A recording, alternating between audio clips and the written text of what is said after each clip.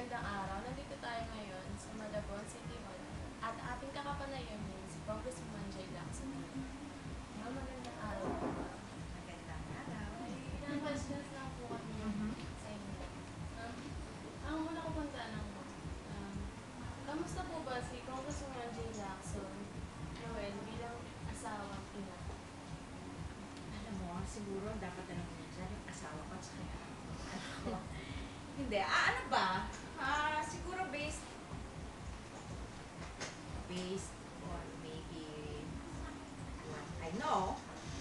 Siyempre, di ba sa mga anak mo, the mother is always the best mother in the world. Siyempre, sa asawa ko din. But I think,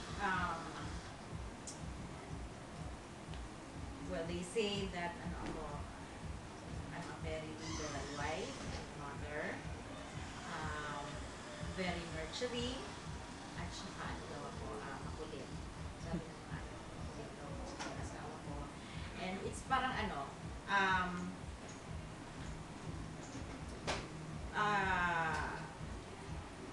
grew up kasi yung daddy ko, it's like yung level ng maturity namin, naka-adapt siya sa level ng maturity namin. So, I guess, yun yung nakuha ko from my dad.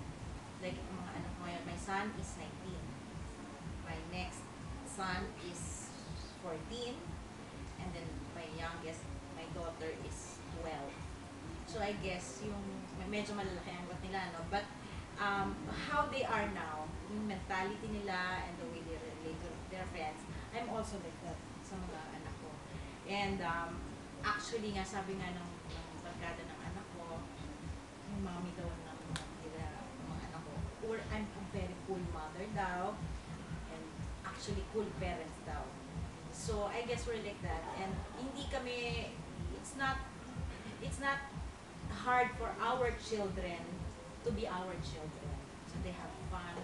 Ganun ako. Very understanding and liberal ako sa mga anak ko, and even to my husband. And I think, because I'm like that as a person, also to others, to my staff, to everybody, I'm like that. So how I am to other people, I'm also like that to my family. Siyempre po, di ba, busy kayo. Paano niyo po nababalance naman yung oras niyo sa kanila? Actually, when I read your questions, I also asked that. I also asked myself that because I was also asked that before. It's not that consciously ginagawa ko. It's just the way I do things. What's on the plate for the day, I just do it. Basta ako, as much as possible, and I think my staff, they all know this, as much as possible, if we can all help it, my weekends are strictly for my family. Yeah. So, pag sabi ko sa kanila, ang order ko sa mga staff ko is, isiksik nyo na lahat ng trabaho ko. I don't care whether I come home late at night, as long as you give me my weekends for my family. Tapos, and I'm not conscious na sa oras. Basta what's on my agenda for the day, nagagawa ko naman. Nagagawa ko. And when I come home at night for my children, I make sure that we all have dinner together, doon kami nagkukwentuhan, doon kami nagkabonding, and then before they sleep, isa-isa ko silang pinupuntahan, and I give them 5-10 minutes of my time, and then the next day, gano'n din. So, walang nag-change sa schedule ko even before I went into politics. It's just all the same. Sabi ko nga time management, but to be consciously time managing it, diba? To be conscious about time management, I don't do that. Basta somehow, somehow it works for me. Eh ngayon pa medyo my husband, diba, is running for mayor in Tacloban. So, meron pa akong Tacloban na iniintindi. But, somehow, magically, it works out. Because, you know what? I enjoy what I'm doing. Ganun din. So, I don't feel the pressure also siguro. Ma'am, bilang mass communication graduate po kayo, bakit po mass communication? Join din ako. Diba? Yes. Bakit po mas pinili niyo naman kung naging pumasok ng politika kaysa maging isang journalist? Okay. I never practiced journalism.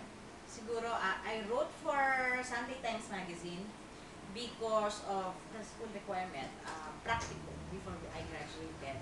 But then, when I got married, nagtayo kami ng printing press, and merong nagpagawa ng magazine sa amin, music magazine. I ended up being the editor, but it only lasted one issue. But I wrote the editorial of that. Tapos, yun yung pinaka-practice ko lang ng writing and journalism. Apart from writing speeches for my dad, he was military man before, so I wrote speeches for him. Why did I not practice it? I actually don't know. Diba? Kasi ako, at that time, nung bata-bata ako, I never planned to be here now in politics. I never studied for it, in politics. I never prepared for it. I never dreamed of being a congresswoman. Ano lang ako at the time where life would bring me. Kung ano, saan ako dalhin. And at that time, hindi ako dinala sa mga dyaryo or sa, diba? It didn't bring me there. It brought me to Manila Southeast Asian Games. Remember nyo, nung 91 tayo nag-host ng Asian Games. I met my husband there. So yun na, and then a year and a half after we got married, ganyan, yun na. But, kasi I know how to write.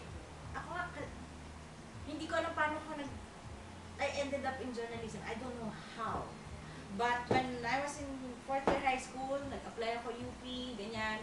And then may journalism dun sa UP Baguio. It was my second choice of campus. Ganyan. Sinulat ko lang journalism. But because I knew how to write. Diba? So, and then I got married, had children, and then had problem with my husband, ganyan. If you know my story, sa kay Mrs. And then it brought me here. Sa inyong palagay po, ma'am, may mga pagkakaparehas din po ba ang isang journalist at isang politiko?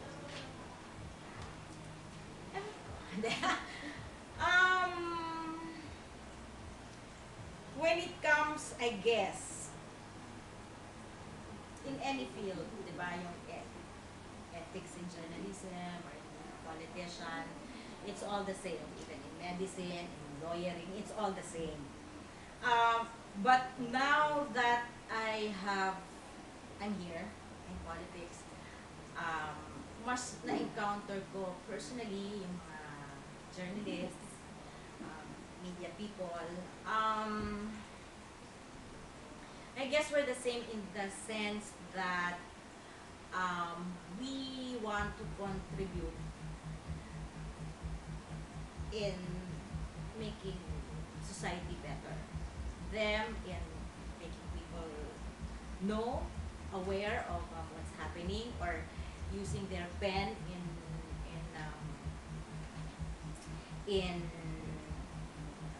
voicing out, diba? Their concerns or people's concerns, diba? Tapos kami, politicians or public servants, ganoon din kami. We all of course want to contribute or do better for our country, diba? So, and the good things and the bad things, diba? We encounter journalists and us. I guess it's all the same. But it's up to us, diba? If we would want to fall into it or not, diba? Marami mga temptations, diba? Journalists. And in the same way that journalists or media people would want to say something about us, there are also things that, you know, we also have something to say about them. Ano naman yan eh, in any profession or in any place, may mga ganon. So, kaya. Sa darating po na election, ano po ba yung mga plano niyo para sa akin? Well, pagpatuloy yung ginagawa ko at yung mga hindi ko pa nagagawa, yun yung tutuunan ko ulit ng pansin. I am blessed. I keep saying this. I am blessed that I have the cooperation of everybody from the people, tapos yung mga kapitan, sa mga schools naman, yung mga principals, and of course, si mayor. The reason why I guess people are happy with my work now itong term na to is because we all really all work together. Kaya marami akong nagawa, marami akong na-provide is because people have made it also possible for me. At saka nandyan yung communication namin lahat. And like yung habagat, di ba? After habagat, nakita namin ni Mayor yung naging problema, ganyan. Right away, we tried to solve it. Kasi nga, if you've heard of the Manapa Flood Control Project, di ba? Medyo palpak. Tapos, it's been going on for like 10 years, walang nangyayari, di ba? Lumalala tayo. And when habagat came, talagang yung national, nakita niya talaga yung sitwasyon natin, and then we all work together. So now, ayos na.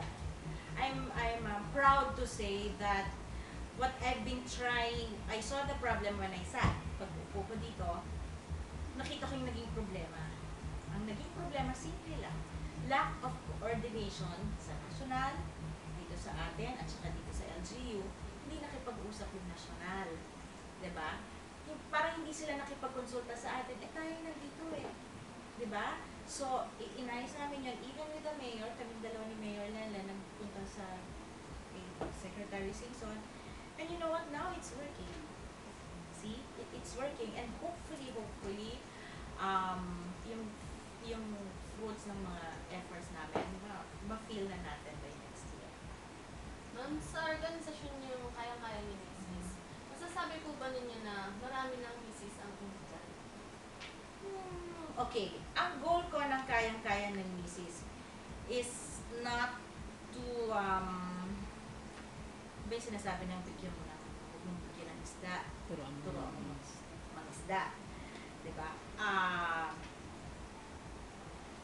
It's not that they're physically better off, but we are able to provide the basic needs, some things na kinakailangan nila. We have provided livelihood for them. We have taught them ng maraming mga bagay na pwede nilang pagkakitaan. Apart from, ang main trust kasi is to empower. You know, empowerment is such a cliche na or overused word. But that was my goal, and siguro yun. Yun yung nagawa ko for mga nanay natin dito, mga misis, tapos kanya mga misis ko, because I have taught them how to fight for themselves. Diba?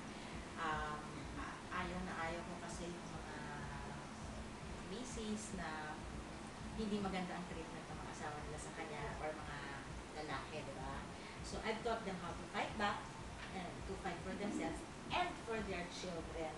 Kaya lagi akong nagpapaseminar ng mga violence against women and children, meron ko niyan palagi. And kanina nga pinag-uusapan namin ng isang misis ko, ang pinakamagandang compliment na narinig ko siguro yung nagawa ko sa kanya yung misis, sabi niya, yung asawa ko simula nung sumali na kaya-kaya ng misis, na tumapang na. Alam mo, inaaway na siya, ngayon hiwalay na sila. so I think yun, because that was exactly my goal. Para yung give women, yung mga misis, ng enough strength para sa sarili nila.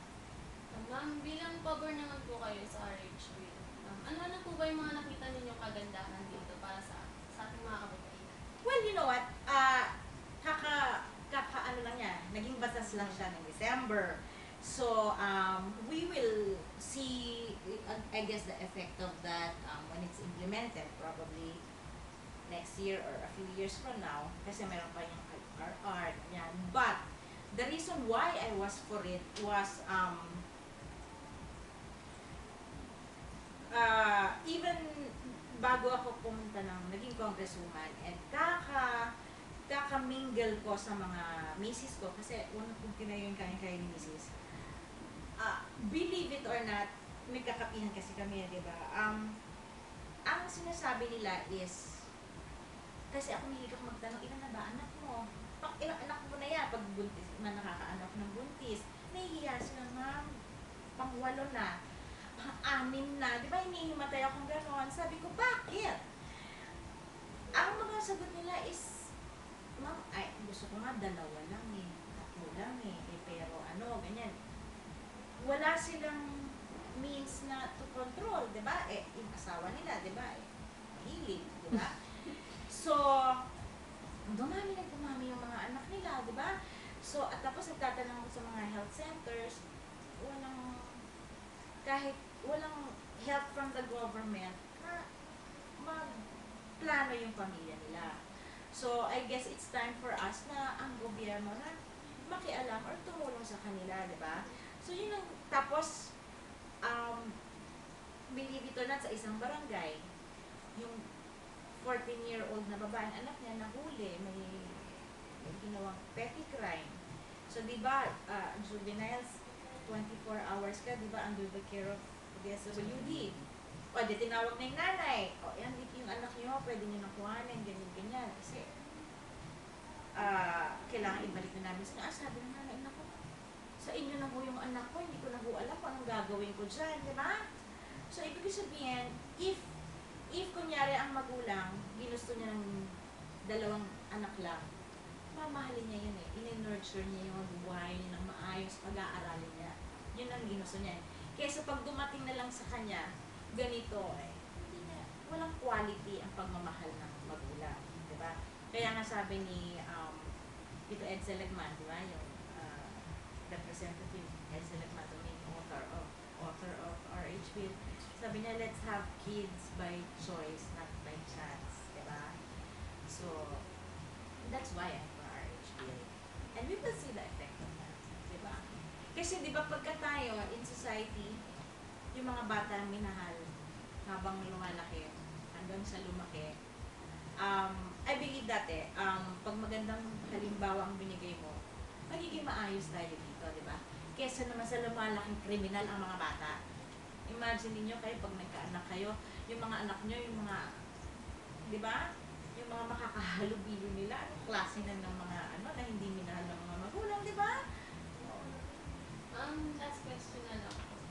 Ma'am, ano po bang maaari yung advice sa aming mga journalism student na gustong makagraduate ng mas maayos at may magandang Anong year na ba kayo? Second year po. Second year.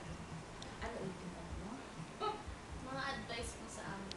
Well, of course, the usual thing that I say to students is to study well. Study well at not everything that you need to learn are in the confines of the classroom. Diba? Mahalaga na, lalo na kayo, journalism students kayo, you be observant, diba, sa mga nangyayari sa paligid natin sa mundo. And I hope that when you graduate, equipped na kayo, you have enough tools na kung ano man ang maharap ninyo pagkalabas nyo ng university, alam nyo yung kung paano kayo mag-a-adapt, kung paano kayo mag-a-adapt, tapos paano kayo magdi-deal with the realities of life, diba? Gusto ko kayo, yung graduates, journalism graduates, you become what I would call quality journalists, diba? Yun, because we need people